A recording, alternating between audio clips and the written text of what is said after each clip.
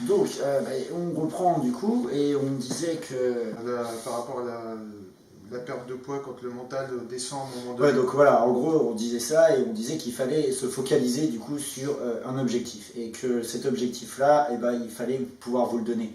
Il fallait pouvoir vous en donner la peine et ne pas non plus dépasser les limites que votre corps impose. Mais par exemple, l'objectif, ça ne veut pas dire non plus que vous êtes à, je sais pas, vous êtes à 30 kg et puis vous dites dans 15 jours, je fais 80 kg. C'est totalement impossible, le corps humain n'est pas fait pour, mais vous pouvez arriver à, par exemple, vous faites 40 kg, dans 15 jours, vous essayez d'être à 42 ou 41,5, ne serait-ce que 41,5. Vous savez que pour un organisme malade, prendre 1,5 kg, c'est long. C'est très long.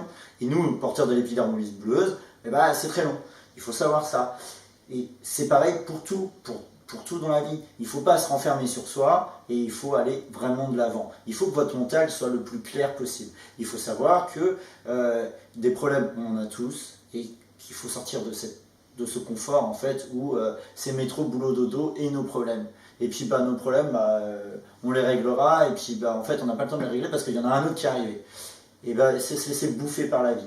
Alors que si vous prenez la vie à bras le corps et vous dites non, stop, je suis malade, c'est un fait, ou je suis pas malade, j'ai des problèmes, j'ai ça, j'ai ci, je m'en fous parce qu'aujourd'hui j'ai décidé que ça s'arrêtait. J'ai décidé que c'est moi qui prenais le contrôle et c'est pas la vie qui prenait le contrôle de moi-même.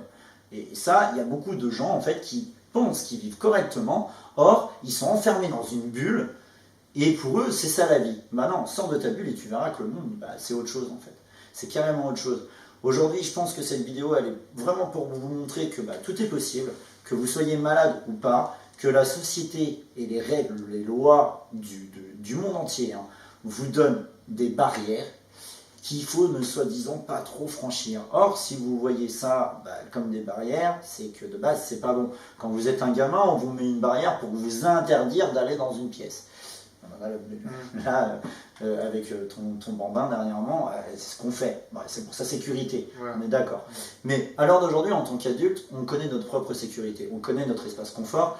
Et notre espace confort, on s'impose des barrières en fait qui nous sont dictées dans notre subconscient parce qu'on vous dit, faut pas faire ci, faut pas faire ça, c'est mieux de faire comme ci, c'est mieux de faire comme ça.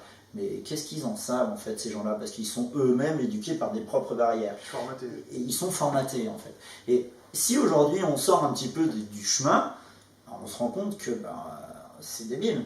Parce que si aujourd'hui j'ai pas envie d'aller bosser parce que ça me casse les couilles, pourquoi pas le faire?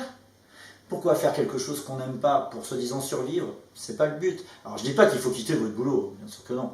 Mais il faut aimer. Il faut aimer faire ce qu'on fait le plus souvent dans la vie. Et aujourd'hui, être malade, on vit avec. Et il faut savoir s'accepter comme on est et se faire accepter après. C'est tout, point barre. Pour en revenir un petit peu au sujet de cette vidéo, si j'ai fait cette vidéo-là donc avec mon frangin, c'était du coup pour vous montrer que être malade, ça ne veut pas dire rester enfermé. Donc bougez-vous. La preuve, il m'accepte tel que je suis depuis des années et ça continuera encore très longtemps. Et on continue comme ça. Il est même le parrain d'un de mes fils. Donc pour vous dire. Pour vous dire. Donc voilà, j'espère en tout cas que cette vidéo vous aura plu. Alors elle est un peu plus longue que prévu, mais il y avait beaucoup de choses à dire, beaucoup de choses à retranscrire, je pense. Ouais. Il y en aura certainement d'autres prochainement, du coup, comme je le disais déjà un peu plus tôt. On va en refaire une quand on ira à Angoulême. Déjà en janvier. En janvier, du coup, on va sur Angoulême, on va au festival de la BD. Ouais, tout est possible, parce que tu es malade, que tu es obligé de rester cloîtré dans ton lit, dans ta chambre, ou dans ta ville. Alors que même, tu sois en fauteuil ou pas, il y a des transports, on a le droit à des transports VSL et tout ça. Bougez de chez vous, sortez, aérez-vous, ne serait-ce qu'aller faire un tour au bord de la mer, ça fait du bien, je le fais, souvent en ce moment en plus. Bon, ça coûte cher niveau de gasoil, il faudrait peut-être... c'est bien de changer le nom, mais franchement, baisser les prix, ça serait cool. Un petit aparté quand même. Ouais, je suis l'actualité. Mais voilà. Ah oui, aussi, je suis en costard, parce qu'aujourd'hui, j'avais un rendez-vous chez un notaire. C'est pour ça, vous ne me verrez pas tous les jours en costard. Ce temps-là est révolu. Mais bon, des fois, ça change. Puis, c'est bien de se sentir classe de temps en temps, qu'on soit malade ou pas. Ça montre une autre image de moi-même. Et là, ça vous montre une image de moi un peu plus sérieux, un peu plus posé. Et sachez que je suis toujours le même, hein. Je suis un grand enfant en vrai à l'intérieur de moi, mais j'ai des objectifs bien précis et j'ai envie de me reconstruire et j'ai envie de refaire ma vie comme encore mieux qu'elle ne l'était. Et ça, c'est un objectif et il n'y a pas de plan B. Il faut que ça arrive, il faut que ça soit fait comme ça. Donc on va tout faire pour le faire. C'est tout bête. Et pour ça, il faut être entouré de bonnes personnes. Et ça, c'en est une. Ça, c'est une bonne personne. Je l'avoue, c'est une bonne personne. Il arrive à me remonter le moral, à me redonner le sourire. Et la preuve aujourd'hui, je ne serais pas chez lui si c'était un con. Hein. Vous le savez. Donc voilà, arrête. Mais voilà, il est vrai que sortez de chez vous, bougez. Même si c'est pas loin, bougez, voyez des gens. Ne restez pas enfermés sur vous-même. Sortez de votre cercle de... Et franchement, essayez de voir les choses différemment et vous verrez que la vie, c'est bien plus que ce que vous pouvez le vivre peut-être aujourd'hui, malgré la difficulté et la douleur de la maladie.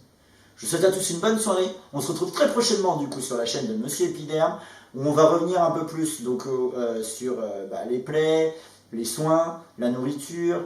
Je vous expliquerai pourquoi j'ai des implants. Je vous expliquerai pourquoi je faisais que 48 kilos et aujourd'hui j'en fais 60 et comment c'est venu. Je vous expliquerai tellement de choses que je pense qu'il y a au moins une clé vidéo qui va arriver. Il y a tellement à faire, il y a tellement à dire. Et surtout, n'hésitez pas, lâchez-vous, donnez vos commentaires, abonnez-vous, likez, mettez la petite notification au niveau de la cloche. Surtout pour ne rien louper des prochaines vidéos. Et puis, vivez à 200% votre vie. Ne restez pas enfermés sur vous-même. C'est l'objectif de cette vidéo.